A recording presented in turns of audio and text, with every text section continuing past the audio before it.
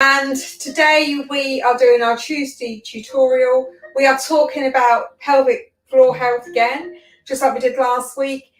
Today we are talking about how you can do simple pelvic floor engagement just from a standing position.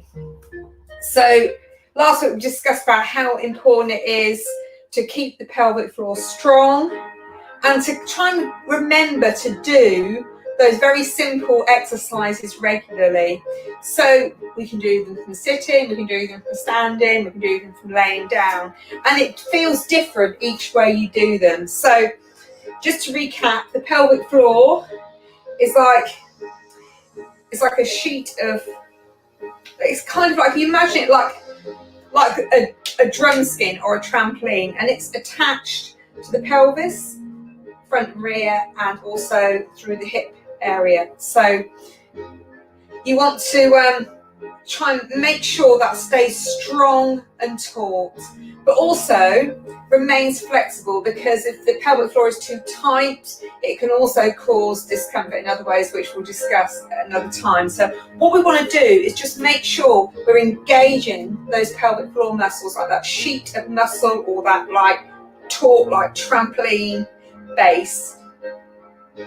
So what we want to do is kind of like pull it up towards the rib cage. So to make sure you're engaging it, just think about trying not to pass water and pass wind at the same time, and just pull those internal muscles up.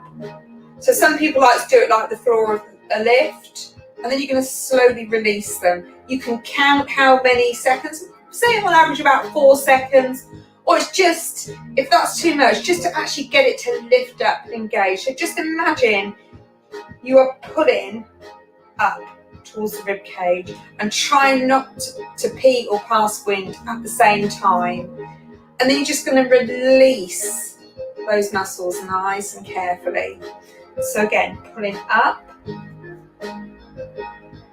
nice and slow, and then we're going to slowly release.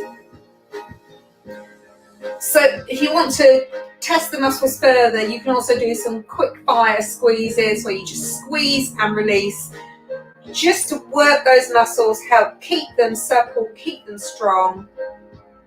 And it's trying to stop you having problems in later life, or even after you've had a baby, just to keep those muscles nice and strong, and to stop problems like stress incontinence. And also, if the pelvic floor is weak, you can get back pain.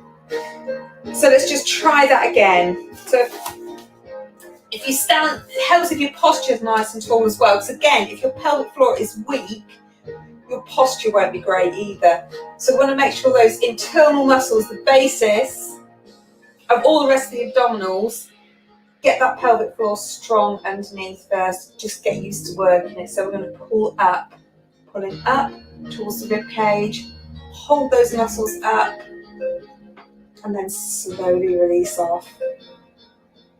Let's pull up again. Pulling up towards the rib cage, hold, and then slowly release.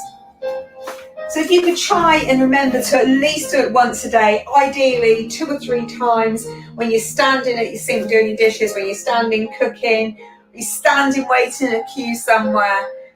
And try do them sitting as well. So it's just so you can challenge the muscles in different positions. So I'm just trying to keep it as simple as possible, but I probably waffled on way too much. But it's just to try and keep it simple so you remember to do them. So if you have any questions, just pop them in the box below, and I will see you all again next Tuesday for more Tuesday tutorials, just very informal tips on how you can improve various different fitness. Well, it's all about fitness, isn't it? Okay, I can see you soon.